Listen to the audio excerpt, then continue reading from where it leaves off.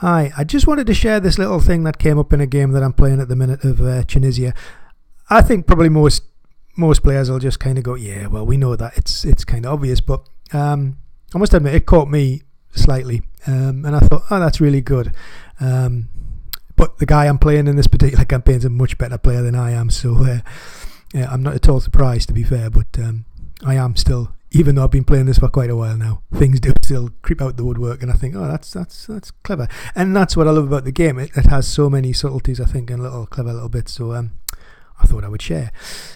Anyway, I digress. It's basically a combat. You can see that this hex here has 1, 2, 3, 4 units in it, 2 Italian, 1 Luftwaffe, and 1 of 10th Panzer.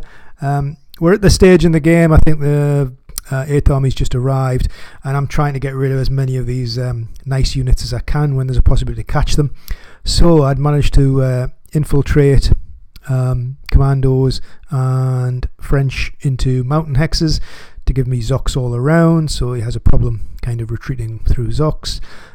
Set up what I thought was quite a nice attack, although even with the DG it was only 4-1, but we did have a +1 AR because of the commandos being present and 10th Panzer.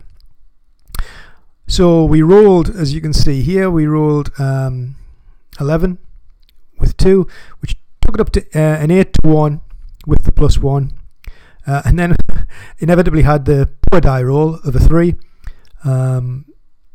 so up to a 4, which gave us an AO1 DO1.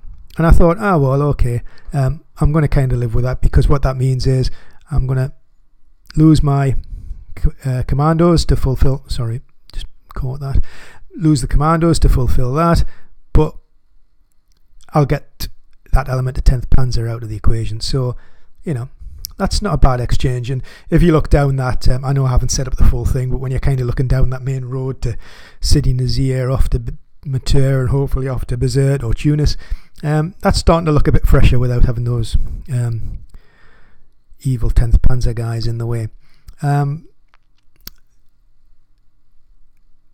So I thought that wasn't bad, but that's where I was wrong, because looking at it again, and quite rightly my opponent said, well, I think what I'll do is I'll take the retreat option, and I will lose that unit, and I will move that unit to there, that unit to there, and good old 10th Panzer will stop in there. So they were obviously both DG, and that was his retreat. And I thought, how did I miss that? When it's a retreat, the action rate you choose from the units lost. It isn't like a combat where you automatically take it from the 2 action rating units. Now, I haven't explained that very well, so I would suggest you read if it is something that you're thinking, really? I suggest you read through that section of it, but I just thought it was a super little thing, and I just wanted to kind of point it out, because I would have, in the same position, I'd have been, if I was the Axis player, I'd have been burning 10th Panzer automatically, thinking, well, I have to lose that unit, and I can see now I have to think twice about that, because that isn't the case. And inevitably, if you play a lot of games against people, you'll find that not everybody tells you, oh, by the way, you don't have to take that unit, you know.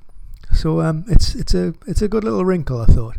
And obviously from the perspective of this game, what it meant was the pass was still blocked.